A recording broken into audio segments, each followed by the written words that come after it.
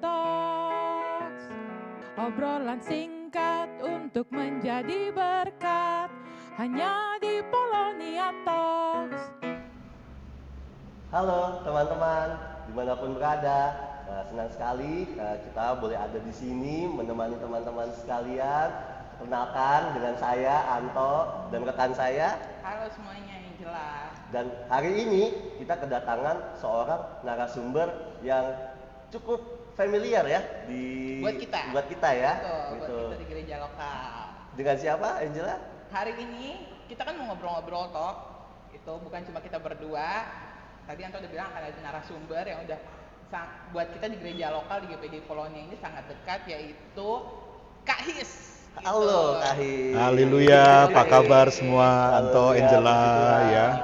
Tapi Kak His itu karena kita udah deket, jadi kita panggilnya Kak His. Tapi sebenarnya beliau ini, kalau aku sebutkan nama dan title-nya lengkap adalah Bapak Pendeta Insinyur Hizkia Purwoko MM. Betul ya Kak His? Ya, puji Tuhan, itu berkat Tuhan ya. Puji Tuhan. Kenapa namanya panjang? Itu karena Kak His di gereja lokal kita memang aktif melayani sebagai tim pengembalaan juga di sini ya Kak His. Tapi selain itu beliau juga masih aktif sebagai eksekutif di salah satu perusahaan di Indonesia ini, betul ya Kak His? Betul, puji Tuhan.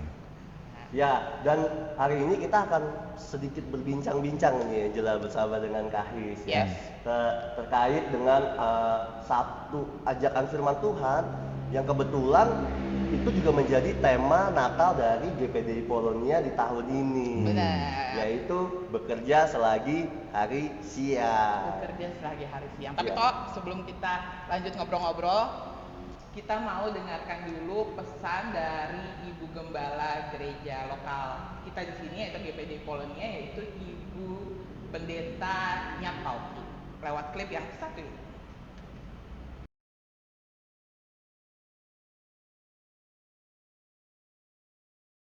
Kita baca dulu di dalam Matius pasal 20 ayat 1 sampai ayat 8.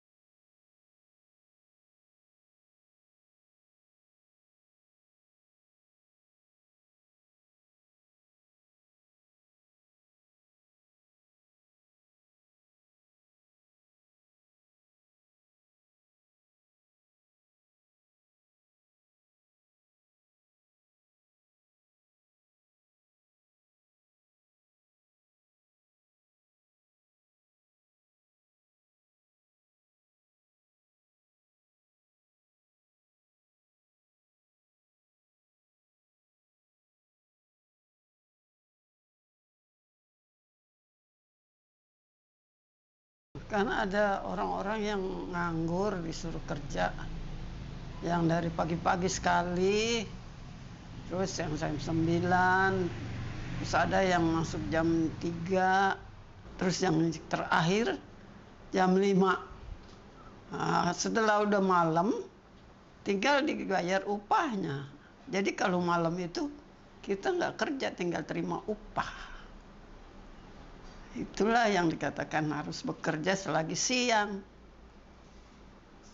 Kalau udah malam kan tinggal terima upah.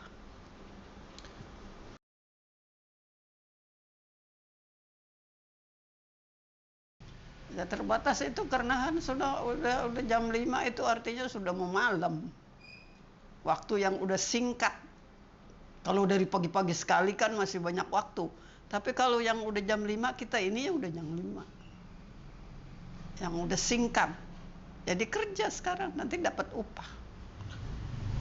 Malam itu tinggal terima upah. Upahnya selain hidup yang kekal, tentu ada upah yang Tuhan bawa untuk orang yang bekerja. Kalau yang nggak bekerja ya nggak usah dapat upah. Orang yang bekerjalah yang dapat upah. Itu sebabnya kita kerjalah selagi hari siang. Dari cuplikan tadi kita sudah sama-sama menyaksikan bahwa kita ini termasuk orang-orang yang ada di golongan penghujung siang ya, orang-orang sore hari gitu.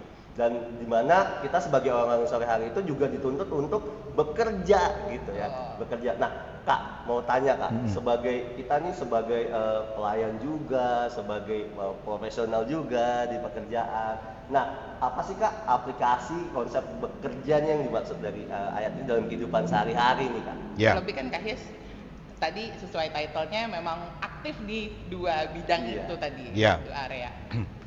Memang bekerja bagi kebanyakan orang suka dikotomikan ya. Ya. Bekerja di dalam gereja, bekerja di luar gereja. Sehingga ini membingungkan ketika orang membaca ayat firman Tuhan yang terkait dengan sesuatu yang harus dikerjakan. Ini aplikasinya mau di dalam gereja atau mau di luar gereja. Nah, kebetulan oleh kemurahan Tuhan saya ada di dua-duanya. Ya. Saya melayani tapi juga saya seorang profesional di perusahaan sekuler. Jadi kalau kita kembali ke Efesus pasal 6, itu kan tidak perlu didikotomikan sebenarnya. Kalau kita baca Efesus pasal 6 ayat 5, di sini dikatakan, "Hai hamba-hamba, taatilah Tuhanmu yang di dunia dengan takut dan gentar, dan dengan tulus hati sama seperti kamu taat kepada Kristus." Nah kan, jadi Alkitab sendiri tidak mendikotomikan urusan kerja. Kita dengan sikap hati kita yang suka mendikotomikan, oh lagi pelayanan nih, oh lagi cari uang nih. Nah, padahal sebagai anak Tuhan, di hadapan Tuhan ini kita satu. Iya. Jadi tema yang ada di dalam Yohanes pasal berapa? 9 ayat 4 itu perintah dari Tuhan Yesus, bukan perintah gereja. Kalau begitu kita baca sejenak ya, Yohanes pasal 9 ayat 4. Kita harus mengerjakan pekerjaan Dia. Dia di sini kan D besar. Jadi ini merujuk kepada Allah. Dalam konteks ini bahwa pekerjaan itu ada banyak sumbernya. Ada pekerjaan manusia, pekerjaan iblis, pekerjaan Tuhan. Jadi waktu kita bekerja dimanapun, entah di dalam gereja, di luar gereja, sikap hati kita dalam menghayati pekerjaan itu yang menentukan. Pekerjaan itu didedikasikan untuk siapa? Nah, Tuhan Yesus bilang di ayat 4 ini, pekerjaan Dia. Jadi seolah-olah dalam hal ini, kita dimanapun kita berada, apapun yang kita kerjakan, kita harus memastikan adakah pekerjaan Dia di dalam pekerjaan itu. Itu dalam setiap pekerjaan itu yang menentukan itu adalah sikap hatinya ya. Betul. Kak? Itu didedikasikan untuk siapa. Ya. Nah itu yang dimaksud dengan tadi konsep bekerja. Jadi bekerja itu akhirnya kita bisa melakukan baik itu di dunia profesional maupun itu di dunia pelayanan. Nah kalau kita teruskan yang tadi Efesus pasal 6 itu kan, jangan hanya ayat 6 di hadapan mereka saja untuk menyenangkan hati orang. Nah di sini juga waktu kita kerja di kantor ya kita pengen dapat apresiasi dari bos, dari teman, dari customer. Tapi sebenarnya apresiasi yang paling penting ya dari Tuhan. Jadi kita memperlakukan bos, memperlakukan teman, memperlakukan anak buah, customer, supplier, itu tuh dalam terang firman Allah. Kalau itu yang kita lakukan, sebenarnya apapun yang kita kerjakan menjadi sebuah pelayanan. Ini akan kita lanjutkan. Tetapi sebagai hamba-hamba Kristus yang dengan segenap hati melakukan kehendak Allah. Pasti teman-teman yang kerja di kantor punya nomor pegawai kan, punya ID card kan, itu menandakan siapa Tuhan yang Anda layani, yaitu logo yang ada di situ. Itu secara fisik, tapi secara rohani Tuhan minta apapun yang kita kerjakan itu kita dedikasikan kepada Allah, sehingga kita melakukan kehendak Allah dalam setiap urusan kita. Ayat 7, dan yang dengan rela menjalankan pelayanannya seperti orang-orang yang melayani Tuhan dan bukan manusia. Jadi bekerja itu juga termasuk dalam satu bentuk pelayanan ya Kak. Betul. Ya, menjadi berkat. Ya. Salah satunya itu dengan kita bahwa pemimpin-pemimpin kita itu ya merupakan utusannya dari Tuhan ya untuk memimpin kita gitu. Nah, kita harus bekerja dengan sungguh-sungguh ya Kak, betul. seperti melayani Tuhan. Betul. Nah mungkin kalau dari situ pertanyaan aku seperti ini Kak.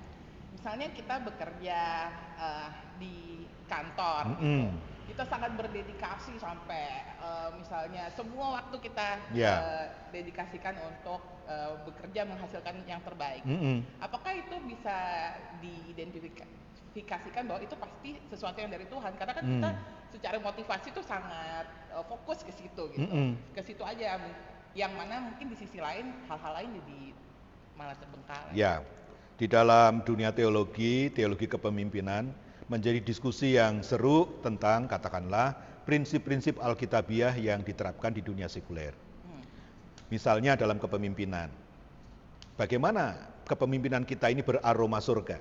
Karena doa Bapa kami kan berkata, jadilah kehendak-Mu di bumi seperti di surga. Sedangkan kita ini yang bekerja di dunia sekuler bukan hamba Tuhan sepenuhkan. Tuhan mempercayakan pelayanan kita di marketplace. Di sana pengabdian kita bukan semata-mata kepada urusan duniawi, masalah finansial ataupun masalah fisik, tetapi lebih menghayati membawa kerajaan sorga di dalam kehidupan perusahaan tersebut. Bayangkan perusahaan itu diurus dengan cara yang tidak benar, maka tidak akan berumur panjang juga.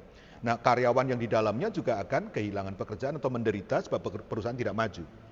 Jadi ketika kita ini menjalankan tugas, harus satu, berintegritas. Itu nomor satu. Yang kedua, kita harus kompeten. Bagaimana kita akan berbuah kalau tidak kompeten? Dan yang ketiga, kita harus konsisten. Kita harus bisa diandalkan. Kata firman Tuhan, pada akhirnya apa sih yang dituntut dari seorang hamba Tuhan? Bisa dipercaya. Nah, atasan kita harus bisa mengandalkan kita. Nah, dilemanya kan ketika kita sudah sangat kepake di kantor, semua numpluk ke kita kan, ya kan, ini itu ya, sampai ada yang mengeluh ya kan ketika dia lelah, ya little to me, but my salary not up, katakan begitu kan ya. Ini kan enggak. Nah, apakah itu satu respon seorang hamba Tuhan di dunia marketplace? Enggak, kan tadi dibilang rela berkorban, yang dengan rela menjalankan. Nah, suatu saat kita sangat kepake sampai, maaf ya, mau ke gereja saja nggak bisa. Minggu mesti masuk. Ya, itu kan mirip dengan Daniel yang ada di Babel, Yusuf yang ada di Mesir. Pada saat itu di sana nggak ada yang namanya tabernakel ataupun bait Allah. Tetapi mereka tidak mau kehilangan ibadah mereka dengan cara yang masih bisa diterima. Kita melihat Daniel yang super sibuk, ternyata 3 kali sehari berdoa di rumahnya. Jadi di rumah dia itu ada satu tempat khusus untuk doa. Jadi kan tinggal niat kita gitu soal ibadah itu. Mau membiarkan pekerjaan menguasai kita, atau kita menjadi tuan atas pekerjaan kita. Dengan kerinduan bahwa aku mau tetap melayani Tuhan. Meskipun tidak di semua pelayanan kita nongol, tapi di satu pelayanan yang kita sudah komit, itu kita berusaha sungguh-sungguh untuk memenuhi jadwal atau tugas. Kan Tuhan yang menilai hati itu. Dan percaya ya, menurut pengalaman saya, ketika kita punya niat dan kerinduan untuk menata pekerjaan kita agar bisa ibadah, bisa. Saya banyak mengalami pertolongan Tuhan yang ajaib dalam hal seperti itu. Gitu. Boleh nggak Kak di-spill salah satunya? Salah satunya ya, suatu saat saya harus mengerjakan satu proyek, dan saya tidak menguasai proyek itu secara keilmuan, karena itu bukan background saya. Dan kalau saya kerjakan sendiri, maka waktu yang akan saya spend itu akan sangat banyak. Mungkin saya akan lembur dan lain-lain. Saya bawa dalam doa, Tuhan buka jalan bagaimana menyelesaikan hal ini. Pagi sekali setelah doa itu, saya pergi ke kantor, dan di kantor seperti biasa saya datang paling pagi. Ternyata ada teman juga yang datang pagi. Dan teman itu lebih menguasai persoalan yang sedang saya hadapi itu. Tanpa saya tadi berdoa sampai kantor, ternyata ada campur tangan Tuhan yang nyata. Jadi teman-teman, itu yang menjadi iman kita. Ketika Anda jadi hamba Tuhan dalam pekerjaan apapun, Tuhanlah sponsor utamamu. Dia juga yang akan memberimu hikmat ketika engkau kekurangan hikmat. Dan dia juga yang akan membuka pintu ketika engkau membutuhkan pintu-pintu terbuka. Dia juga yang akan meratakan jalanmu ketika jalanmu tidak nyaman untuk dilalui. Cuman saya ingin kunci dengan Yohanes pasal 9 ayat 4 tadi yang jadi tema kan. Kita kembali ke sana. Kita harus mengerjakan pekerjaan Dia yang mengutus aku selama masih siang. Nah, konteksnya ini kan Tuhan Yesus 6 bulan lagi akan disalibkan. Jadi memang sudah sangat mendekati ujung. Dan Dia tidak mau kehilangan momentum sebab Dia melihat pelayanan masih begitu banyak. Nah, ketika anak Tuhan menyadari bahwa tidak selamanya dia punya hari siang atau tidak selamanya dia punya kesempatan, maka dia akan menggunakan setiap kesempatan yang ada dengan sungguh-sungguh. Bahkan dia akan menciptakan kesempatan. Contoh, apa sih kesempatan? Sehat. Waktu kamu sakit, kamu mau ngapa-ngapain nggak bisa. 2, adik-adik mahasiswa ya, waktu kamu kuliah, mungkin kamu bisa mengatur waktu lebih fleksibel daripada nanti kalau kamu udah kerja. Pekerja, waktu pangkat kamu masih rendah. Mungkin kamu less sibuk dibanding kalau nanti kamu udah jadi eksekutif, ya kan? Atau ketika siapapun tenagamu masih kuat, karena masih stamina masih baik, kamu mau ngapain aja, diutus Tuhan kemanapun, kamu akan sanggup karena fisikmu mendukung. Tapi ketika kamu mulai lemah, maka kesempatan seperti itu sudah berlalu. Bisakah kita melihat kesempatan-kesempatan itu di dunia kerja kita? Mumpung masih berteman. Nanti kalau sudah berpisah, kita mau cerita tentang kemurahan Tuhan, kagak bisa. So, dengan sangat jeli kita akan melihat kesempatan, bahkan kalau Anda rindu melayani Tuhan di tempat kerja pun, Anda akan menciptakan peluang. Contoh, makan siang hari ini mau sendiri bisa, mau ngajak teman bisa, ngajak si A bisa, ngajak si B juga bisa. Jadi Anda menciptakan kesempatan. Hari siang itu Anda manage dengan sangat baik. Nah, di dalam pengkhotbah, hari malam itu pasti tiba.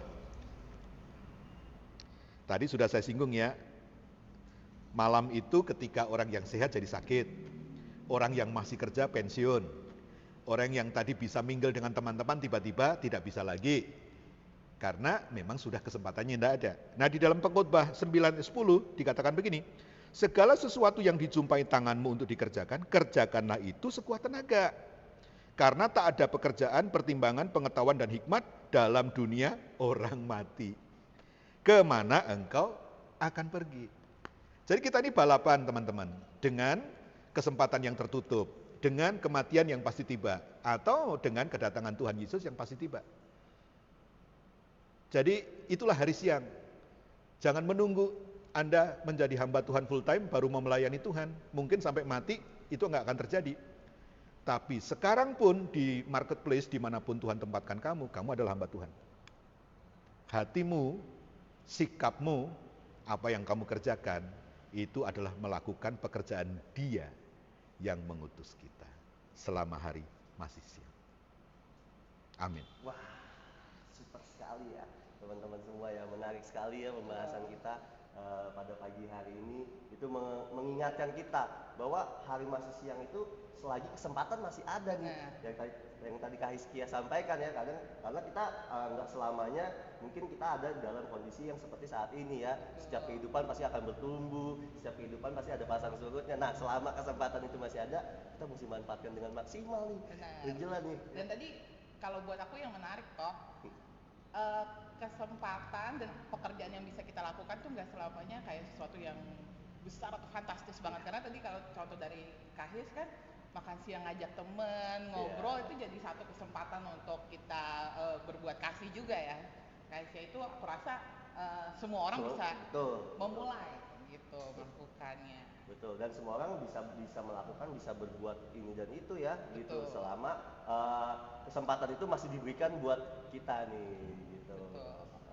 Nah, teman-teman, terakhir Kak, yes, dari kita nih, mungkin ada pesan-pesan atau closing statement nih Kak buat teman-teman yang ada di sana terkait dengan bekerja selagi hari masih siang nih. Walaupun tadi sebenarnya sudah lengkap sekali ya Angel ya, tapi mungkin ada magic words ya gitu Kak. Saya kira magic words yang dimaksud adalah kesamaan persepsi kita dengan Tuhan kita. Pada waktu itu Tuhan merasa waktunya sudah mendesak, tapi murid-murid santai. Bahkan Tuhan Yesus menebak pikiran mereka. Kamu bilang sekian bulan lagi baru panen. Enggak, sekarang. Nah ini yang seringkali perlu kita ingatkan diri sendiri bahwa yang namanya kairos atau momentum atau peluang itu bisa menghampiri kita, Tuhan sediakan sewaktu-waktu. Kepekaan kita untuk melihat itu dan merespon dengan tepat, itulah menjadi inti dari Yohanes pasal 9 ayat 4 ini. Jadi mata kita Tuhan pinjam, hati kita Tuhan pinjam, mulut kita dan semua indera kita Tuhan pinjam, untuk kita mengerjakan sesuatu di kairosnya Tuhan. Jadi jangan heran nanti kalau di taksi Anda dapat kairos itu. Atau Anda sedang mungkin di meeting ya, atau di kantin, atau mungkin sedang piknik. Saya pernah dinas ke luar kota untuk urusan kantor, ternyata pelayanan Tuhan sediakan, mendoakan ini, ketemu pendeta itu.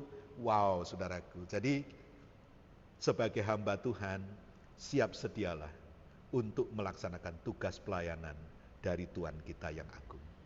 Itu magic word-nya. Yes, wah, thank you banget Kak His. Jadi kita mau sama-sama semangat ya bekerja melalui setiap apa yang Tuhan percayakan ya, dimanapun kita ditempatkan ya Jel ya, dimanapun kita berada. Betul, kita berdoa juga, belajar peka juga ya tadi. Yes.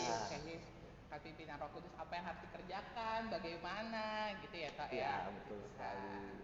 Thank you banget Kak His atas waktunya Kak. Sama-sama. Hari ini nih menemani kita semua. Thank you juga buat teman-teman yang udah setia ngikutin dari awal sampai akhir, dan tunggu episode selanjutnya ya Jel Yes, ya. ya. Ada ya Pak ya berarti. Pasti dong. Jadi teman-teman jangan sampai ketinggalan, subscribe channelnya.